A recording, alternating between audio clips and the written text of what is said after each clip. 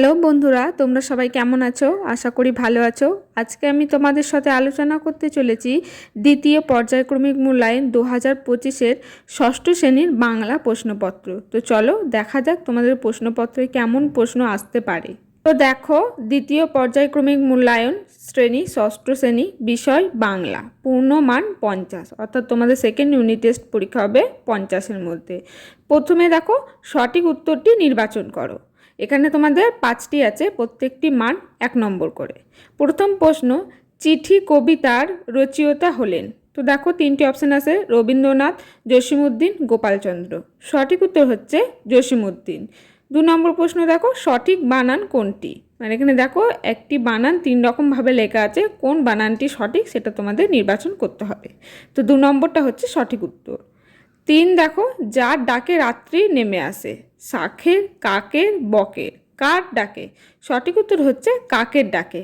সাধারণত মাটি থেকে ড্যাশ ফুট উচ্চতায় চিত্রণটি বিস্তৃত হয়। তো দেখো সঠিক উত্তর 6 ফুট।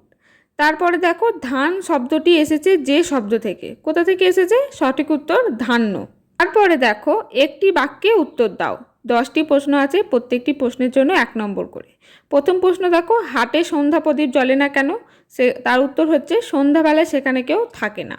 2, মানভূম জেলায় কোন কোন আদিবাসী গোষ্ঠীর বাস? সঠিক উত্তর ভূমিজ, কোল, সাঁওতাল, মুন্ডা।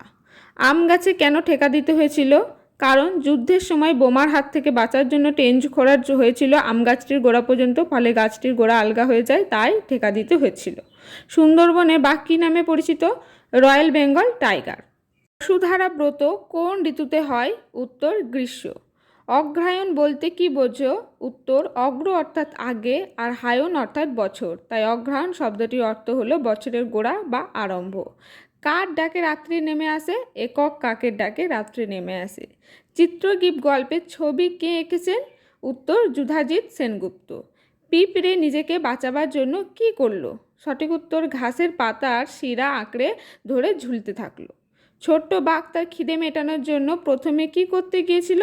সঠিক উত্তর কি খেতে গিয়েছিল? সঠিক উত্তর কাঁকড়া। পরে দেখো, সংক্ষিপ্ত উত্তর দাও। তো এখানে দেখো তোমাদের 4টি প্রশ্ন লিখতে হবে, প্রত্যেকটি প্রশ্নের মান 3 নম্বর করে। প্রথম প্রশ্ন দেখো, ভাদ্রবাগে হেতায় বাঁধে ডেরা, বাঘছানার এমন মনে হয়েছিল কেন? এর অর্থবাদী আরেকটি প্রশ্ন দেখো, প্রকৃতির বুকে শরতের আশীর্বাদ কিভাবে ঝরে পড়ে? এটা তোমাদের কিন্তু 3 নম্বরের মতো করে লিখতে হবে। 2 নম্বর প্রশ্ন দেখো, মাটি সবারই, পাতার এই কথার মধ্য দিয়ে কোন সত্য ফুটে উঠেছে? এটা তোমাদের কিন্তু ব্যাখ্যা করে লিখতে হবে।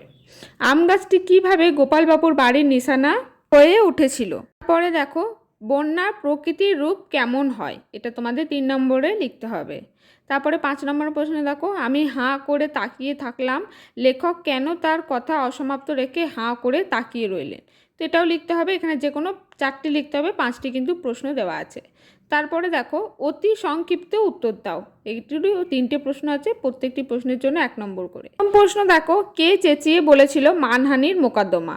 উত্তর হচ্ছে একটা তকমা আটা পাকড়ি বাঁধা কোলা ব্যাং। 2 নম্বর দেখো, কার নাম বিস্কুট? উত্তর হচ্ছে হিজিবিজ ওরফে তকাইয়ের শ্বশুরের নাম বিস্কুট। গেছো দাদা কে? উত্তর বিড়াল। পরে দেখো, সংক্ষিপ্ত প্রশ্নের উত্তর দাও। 3x2, এখানে 3টি প্রশ্ন লিখতে হবে তোমাদের 2 নম্বর করে। প্রথম প্রশ্ন দেখো, কাকেশ্বর কুচকুচে কোথায় থাকে, তার পরিচয় কি? 2 নম্বর দেখো, বিজ্ঞাপন পেয়েছো? হ্যান্ডবিল, বিজ্ঞাপনটি কার? বিজ্ঞাপনের বিষয়বস্তু কি ছিল?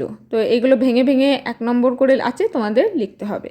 তারপরে দেখো, বছর হলেই আমরা বয়স ঘুরিয়ে দিই, বক্তা কে? তাদের বয়স ঘুরিয়ে দেওয়ার ব্যাপারটি লেখো। তো এই 3টি লিখতে হবে তোমাদের 2 নম্বর করে। তারপরে দেখো, যে কোনো 2টি প্রশ্নের উত্তর দাও। এখানে 2x2 মানে এক একটি করে 2 নম্বর করে। প্রথম প্রশ্ন, বিভক্তি কাকে বলে? কয় প্রকার ও কী কী?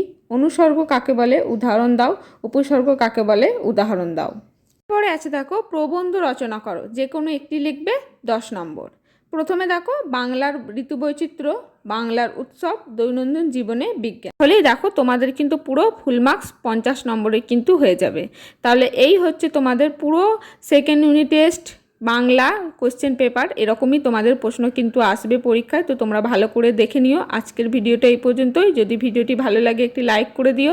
চ্যানেলে নতুন হয়ে থাকলে চ্যানেলটি সাবস্ক্রাইব করে পাশে থেকো।